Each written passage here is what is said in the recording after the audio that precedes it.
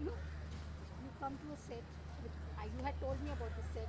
You know, did the subject demand such a magnificent set to tell the story, which is has been very very a chapter that hurts whenever you talk about it. देखो क्या है कि पहले देखिए फिल्में sets पे ही बनती थी, पर मेरे को अभी बहुत सीनियर आए थे और रजत पोद्दार जी हमारे बेचारे नहीं रहे। बहुत उसका ये फिल्मी ट्रिब्यूट है रजत पोद्दार को। उन्होंने भी मुझसे बोला कि जब मैंने उनको अपना बताया आइडिया, मैंने कहा कि कैलकाटा वगैरह में हम शूट कर नहीं पाएंगे, कैसे करें इसको दादा। तो जब मैंने उसको अपना आइडिया बताया, so he also set something.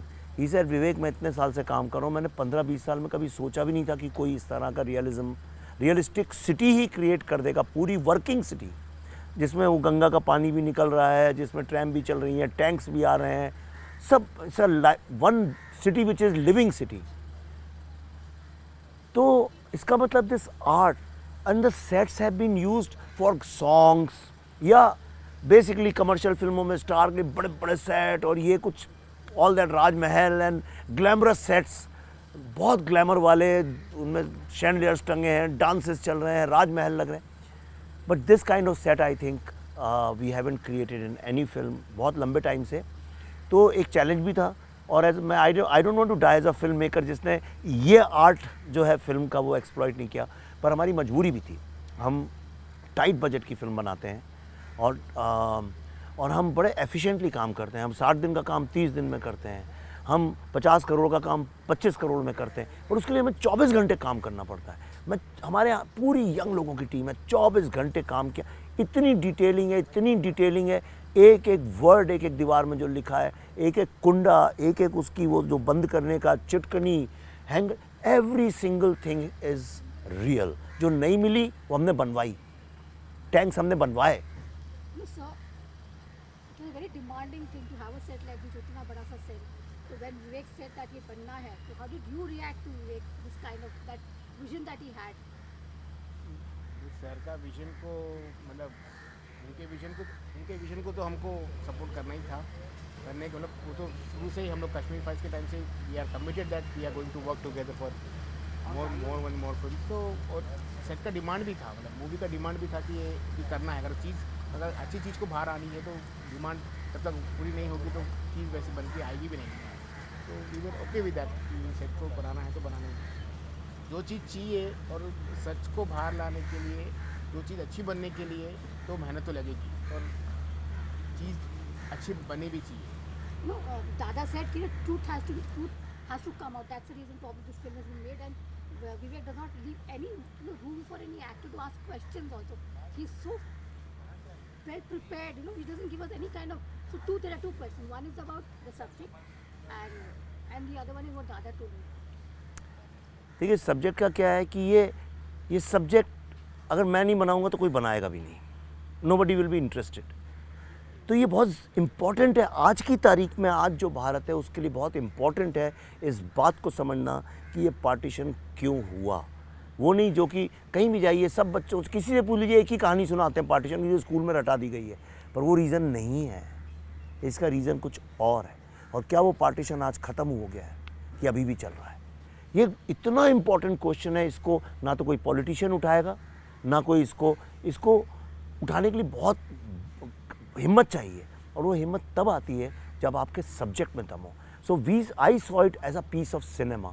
मैं कोई पॉलिटिक्स से मतलब नहीं है, एक कहानी है, भारत की कहानी, हज़ारों कहानी होती है, लगान एक कहानी थी, तो उस तरह से ये कहानी है, मदर इंडिया एक कहानी थी, मुगल आज़म एक कहानी थी, ये कहानी शोले कहानी थी, ये कहानी है। लेकिन इस कहानी ये ट्रूथ है, ये लोगों को आप एक पीरियड हिस्टोरिकल ड्रामा दिखा के नहीं बता सकते हैं। जोधा अकबर एक कहानी है, लेकिन मैं एक्सपीरियंस नहीं मैं बादशाह नहीं बन सकता हूँ। इस फिल्म में हमने कोशिश की है राइटिंग में, परफॉर्मेंसेस में, टेक्नोलॉजी से, कि लोग एक्सपीरियंस करें। It's an experience cinema. Modern आप जाएंगे आपको लगेगा आप ही हैं वहाँ पे, आप ही के साथ हो रहा है ये, oh my god it's happening with me. अगर ये फीलिंग अगर लोगों में आती है then only they will believe कि ये सत्य है। तो इस बार मैं चाहता हूँ लोग सत्य को एक्सपीरियंस करें। Have you used AI? You have told me about AI, use of AI. Used AI? Yeah, we are using. Yes, we are using. But we are using very advanced level of VFX. जो कि face technology जो face के साथ काम करती है उसके साथ हम काम कर रहे हैं, दैट्स इट। मैं बहुत ज़्यादा VFX यूज़ नहीं करता हूँ, इसलिए मैंने रियलिज़म किया है। VFX से क्या रियलिज़म चला जाता है, तो हमारा पूरा रियलिस्टिक है। यस, कुछ जगह होती हैं जहाँ आप कर नहीं सकते और डेंजरस होती हैं, आग वगैरह, तो उसमें आप बेसिक आग लगाते हैं फिर बढ़ाते हैं, पर अदरवाइज़ ये सारी की सारी रियल लोगों के हाथों से हुई है, इसमें कुछ ज़्यादा VFX नहीं है। Three of your favorite talk about अब बाद में बात करेंगे, but three of your favorites are there. Mithun Rai is there, Darshan is there, and your Pallavi is there. Whoever I know, I've seen them now. So what is that special bond that you have, and they don't even question you when you come to them with a subject? देखिए, ये पूरा एक faith पे भी होता है। मुझे faith है कि जो मैंने लिखा है उसको डिलीवर करेंगे। सो मैं अभी बोल ही रहा था दोपहर में किसी से कि जनरली क्या होता है कि एक्टर्स एक कैरेक्टर प्ले करते हैं। ये जो एक्टर्स हैं ये कैरेक्टर नहीं प्ले करते हैं, ये वो पर्सन बन जाते हैं। तो वो पर्सन बनना, मिथुन दा का जो रोल है इसमें is one of the most challenging, most difficult roles ever in his life, plus for any actor. मतलब मैं अगर एक्टर होता तो मुझे लगता है कि इससे बेटर, मैं इससे चैलेंजिंग एंड डिफ़िकल्ट रोल नहीं कर सकते। But he took that challenge, never asked me anything. उन्होंने पूछा नहीं कि क्यों, क्या यार ऐसे डिफ़िकल्ट होगा, ठीक है करो, उन्होंने किया है, आप देखिएगा अभी। You told me that. Yeah. Most difficult role you have. Pallavi is playing a 100-year-old woman. For a 50-year-old woman to play a 100-year-old woman double the age is impossible. She is playing that. Darshan is playing a character जो hero है, defeated hero है, जो हिंदी फिल्मों में hero होना चाहिए, एक common man जब पूरे सिस्टम से लड़ता है। हमने देखा है कितनी फिल्मों में, सनी देओल की फिल्में होती थी, अर्जुन थी, और एक बड़ी अच्छी फिल्म थी, वो नाम भूल रहा हूँ उसका, जो बड़ी हिट हुई थी उनकी, कितनी सारी, दीवार थी, अमिताभ बच्चन की सारी फिल्में, जो एक हिंदुस्तान का कॉमन मैन एक पूरे सिस्टम से लड़ाई लड़ने चला है। तो these are very complex roles. Why do you choose socio-political subjects? Because when I see lots of things disturb me, और मैं एक आर्टिस्ट हूँ, मैं एक स्टोरी टेलर हूँ, मैं कैसे क्या करूँ उसके साथ। मैं तो नहीं जाके इलेक्शन लड़ सकता हूँ या धरने दे सकता हूँ, तो मैं फिल्म मेकर हूँ, तो मैंने कहा क्यों नहीं मैं अपनी अंडरस्टैंडिंग, रिसर्च, अपनी जो मैं समझ है उसको मैं फिल्म के ज़रिए लोगों पे अवेयरनेस क्रिएट करूँ, और मेरी फिल्में करती हैं। बुद्धा इन अ ट्रैफिक जैम ने देखिए, एक अर्बन नक्सलिज्म, आज तो सारे मिनिस्टर्स और प्राइम मिनिस्टर सब अर्बन नक्सल्स वर्ड यूज़ करते हैं। We created that. Tashkent files में हमने शास्त्री जी और ट्रूथ, उनके छुपे सत्य को सामने ला के खड़ा कर दिया। हमने कश्मीर फाइल्स में पूरी कंट्री को अवेयरनेस क्रिएट की, एक कॉन्वर्सेशन शुरू किया। दिल्ली फाइल्स बंगाल को लेके इतना स्ट्रॉन्ग कॉन्वर्सेशन शुरू करेगी कि आप लोगों को आश्चर्य करेंगे कि अरे ये पहले क्यों नहीं डिस्कस किया गया। सही कह रहा हूँ अभिषेक की नहीं? Correct. Are you concerned about the reaction? Do you think about the reaction पहले से? नहीं, अगर मैं दुनिया के बारे में सोचने लगूंगा तो सच कैसे बताएंगे हम लोग।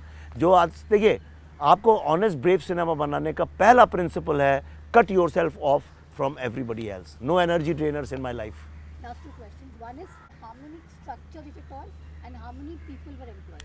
ओके, हमने लास्ट ईयर 2023 में, ऑलमोस्ट एंड ऑफ 2023, अराउंड अगस्त या सितंबर, हमने सबसे पहला प्रेजेंटेशन 23 में, 25 चल रहा है ना, 23 आई थिंक मिड 23 जुलाई अगस्त में कभी, that's the first time I narrated the story to all the HODs and we started, वहाँ से हमने काम चालू किया। फिर ड्राइंग्स एंड कॉस्ट्यूम में इतना रिसर्च, वो सब चलता रहा, एंड दिसंबर से we commissioned full fledged this thing. और ये अगस्त सितंबर में हमारा बनना चालू हुआ है सेट। अगस्त में लाइनिंग हुई थी, मिनिएचर्स बने, और सितंबर से फुल फ्लैश चला है। और तब से हम लोग रोज़ आके ब्लॉकिंग्स, रिहर्सल्स तब कर रहे हैं। तो सितंबर में शुरू, अब जनवरी एंड में ख़त्म होगा।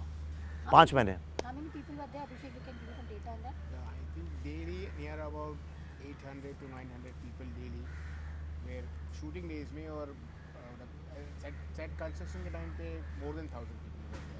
I'm heard they're going to demolish it in a couple of few days. रेजो डिमोलिश करने में 10-15 दिन I was लगेंगे। hurting. I said I want to come back again on set, but I don't know.